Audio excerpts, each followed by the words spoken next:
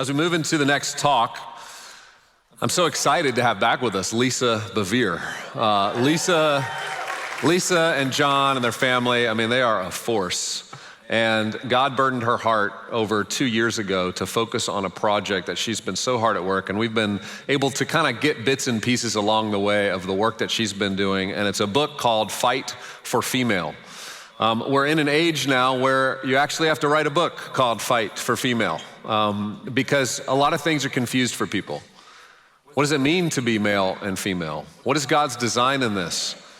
Are we being unkind if we actually speak truth to this matter or this issue? How are our kids supposed to grow up in a world where they're being told that they need to choose their orientation before they're even in middle school? Where they're being exposed to things called furries, who are kids who are dressing up like animals that are running around schools and the administrations are too afraid to say anything about it. We're in a new environment and it's gonna take bold conviction to address it. Not to mention in the week that just passed, I don't know if you're familiar with Title IX, but there was significant change in what Title IX means. This is gonna become a huge conversation for you. It's gonna be a big conversation for colleges, schools, and churches. But let me just explain it to you. Our Department of Education expanded the rights to where the code now prohibits discrimination, quote, on the basis of sex, end quote, by any education program or activity receiving federal financial assistance. So sex now has been made to include sex stereotypes, sex characteristics, pregnancy or related conditions, sexual orientation, and gender identity. What this is gonna mean for us is K through 12 schools are gonna have to accept a child's gender identity regardless of biological sex without providing notice to or seeking approval from the child's parents. Schools may have to open girls' bathrooms, locker rooms, housing accommodations, and sports teams to boys who identify as girls. What we're walking into now is not only an idea for a decade that's been growing and developing, but now you're seeing it put into law. You're gonna see lawsuits begin. You're gonna see a major divide take place. And this is all at the same time that as you ask Gen Z to identify who they are from an orientation perspective, 28.5% of the girls identify as LGBT. Did you hear that? 28.5%. Now 20% of them claimed bisexuality, 8.5% claimed lesbianism. When you look deeper into the data, you find that a very small percentage of them have ever acted out on any of these behaviors. But they're growing up in a society that puts pressure on them to say, you must identify who you are, who you like. And so it's created a muddled world of confusion. And Lisa Bevere is someone who's not only authored multiple books, has led a national ministry, but comes as a mother of 4 boys, a wife of a husband for over 40 years. They've lived faithfully. They continue to live faithfully as not only a couple, a family, but as prophetic voices to new generations. And so will you join me in welcoming Lisa Bevere?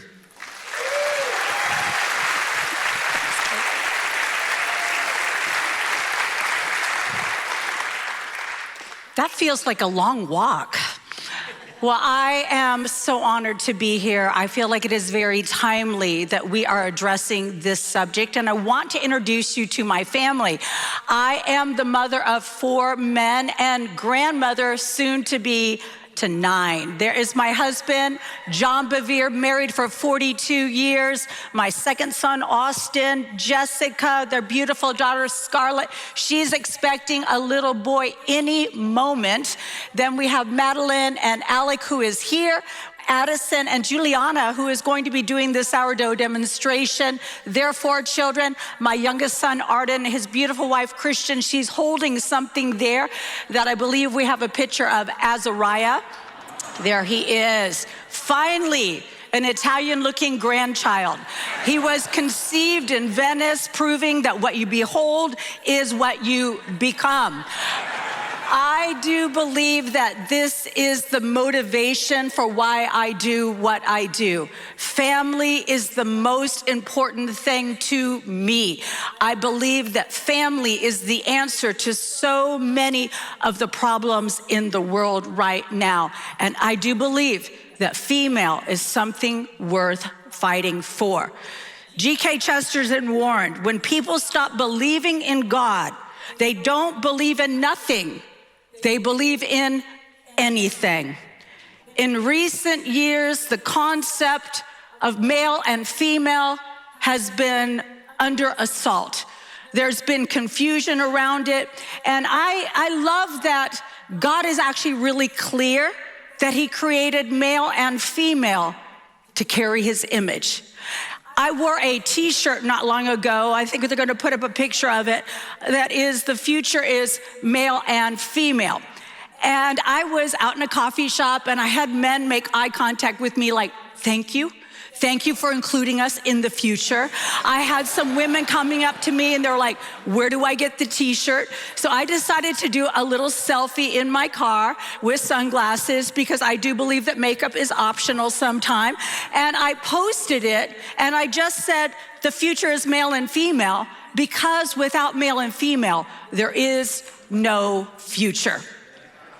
922 comments later, people were actually so upset by this post.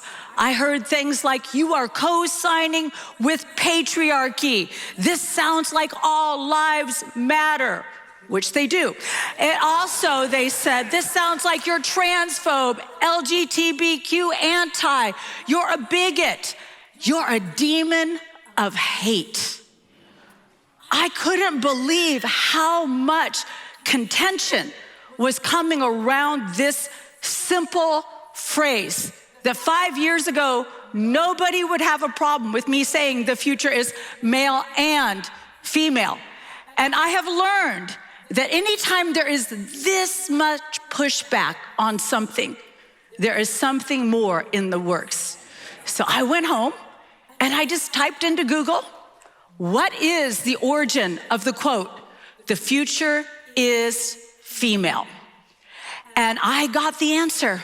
It was from a 1975 lesbian separatist group that believed that lesbians should live completely separate from heterosexuals and from males. And they said that the future is female was part of a presentation of what a well-dressed dyke would wear. It was brought back into popularity in 2015 by Hillary Clinton. And they interviewed the person that began this whole trend.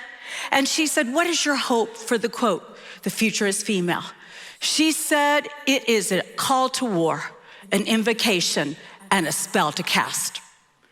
Guys, 25% of the proceeds from any of the paraphernalia that says the future is female goes to Planned Parenthood. I sat down with my grandson, who is also here right now, Asher, and I said, Asher, what are some of your thoughts when you hear the future is female? And he paused for a moment and he said, it feels like I'm unnecessary. Is that what we want for the males? To feel unnecessary? Is that what we want for our sons, for our grandsons, for our brothers, for our husbands, for our co-workers? See, I believe that both male and female are necessary. And I believe from the very beginning of time that women were actually something that added everything that was on the man. God said it's not good for man to be alone. And so he created woman from the side of the man. And female is our designation. Male and female, we are a power union, not a power struggle. But what's going on right now in our culture is a full-scale onslaught against those created in the image of God. And I'm just gonna be honest with you, everybody is created in the image of God, but not everybody is a child of God. Revelations 12:17 says, then the dragon became furious with the woman and went off to make war with the rest of her offspring on those who keep the commandments of God and hold to the testimony of Jesus. See, I believe that right now, whether we realize it or not, we are wrestling with a dragon. What began with a serpent and a woman in the garden that said you can be your own masters, be your own God, is now a dragon and everyone who declares that God is their king and Jesus is their Lord. And we have this spiritual warfare going on. And so we can't just navigate it in the natural. Yelling and arguing with people on social media is not going to move this forward. But we do need to all begin to say the same thing. I had a conversation with a beautiful woman, a woman that's a rather newer Christian, and we were sitting, it was actually 6:30 in the morning, and I'm not a morning person. We were sitting consuming caffeine, and she looks at me, and she said, what would Jesus say to my friend if she was sitting right here who believes that she was born in the wrong body? I was like, this is not a 6:30 a.m. conversation. I inhaled the coffee and I looked at her and I said, well, first he would say to your friend, I love you. Next, he would say, you're not a mistake. And third, he would say, I understand. If there was anybody that's ever been uncomfortable in his body, it would be Jesus. Philippians 2:5-7 says, have this mind among yourselves, which is yours in Christ Jesus, who, though he was in the form of God, did not count equality with God as a thing to be grasped, but emptied himself by taking the form of a servant, being born in the likeness of men. Jesus put aside his divine identity and took on our identity. He gets us because he became us, and he became us so that we could become like him. And we need to have conversations that will actually bring people to the realization that Jesus understands the struggle of our humanity, the disconnection of when we look at what is being sexualized in the culture. Listen, right now, women are being sexualized and silenced. Sexualized in presentation and silenced in the church. And silenced and sexualized is not a lot of ground to walk on. We have to do this better. We need to train our daughters. We need to have the voice of mothers and fathers in the house of God. We need to actually understand that both male and female have things to speak to. But instead, we have used our voice against one another. Instead of remembering, we're supposed to use our voice on a serpent and say, it is written. So how have we gotten here? I actually, when I did the deep dive to find out about the future as female, I thought, how in the world have we gotten here? And I found a very interesting article. It was written by a woman, that sister was one of the major leaders. Lilia Karp had hosted these women, and it was Kate Mellett who actually gathered with 12 women. 12 women. 12 women got together in 1969, and the leaders said, why are we here today? And they answered, to make a revolution. What kind of revolution? She replied, a cultural revolution. How do we make a cultural revolution? She demanded. By destroying the American family, they answered. And how do we destroy the family? She came back. By destroying the American patriarch. They cried exuberantly. And how do we destroy the American patriarch? She replied, by taking away his power. And how do we do that? By destroying monogamy. And how can we destroy monogamy? By promoting promiscuity, eroticism, which would be pornography, prostitution, and homosexuality. It almost appears that this group of 12 women understood something that we have forgotten. We need strong men. We need men who are patriarchs. See, our God is the God of Abraham, Isaac, and Jacob. That sounds like a patriarchal line to me. And masculinity in and of itself is not toxic. But what we have done is we have shamed the men with toxic labels. We have shut down their gifts of leadership. And now we are finding a breakdown. See, they understood to take away the man's power, they needed to remove the woman, because the addition of the woman is what gives purpose to the man. The addition of the woman is what multiplies what is on his life. They pushed the men out into the workplace, and they infiltrated it with pornography. They made it sound like, hey, monogamy is a joke. Nobody can be married. Nobody can be committed to one person. And then they began on the women. They began to have collective consciousness groups, and they began to ask the women, don't you believe there is something more to life? Betty Friedan wrote the book, The Feminine Mystique. All the women were like, yes, I have a house, I have children, but I am not fulfilled. It's interesting to me, at the same time as women's liberation was happening, the Jesus revolution was happening. What the women were looking for was a spiritual awakening, but instead we settled for what the feminists told us would make us happy. But I am here to tell you that I believe that feminists are some of the most anti-female people you will ever meet, because they tell the women, if you want to be powerful, you need to act like a man. But I don't want to act like a man. I want to be a powerful woman. I want to know what it is to be a godly wife, godly mother, godly grandmother, godly voice to a culture that is looking for people who will speak truth. And I get that it's hard. Whenever I post anything, Friday I posted, hey, Title IX, this change of gender identity means your daughters might not be safe in locker rooms, might not be safe in bathrooms.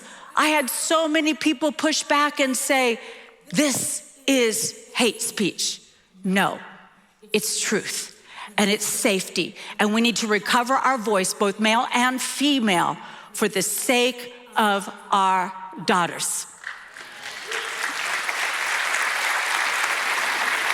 One of my favorite quotes of all time is by a British poet and philosopher named Matthew Arnold. In the 1800s, he wrote, if ever there comes a time when the women of the world come together, purely and simply for the benefit of mankind, they will be a force such as the world has never known.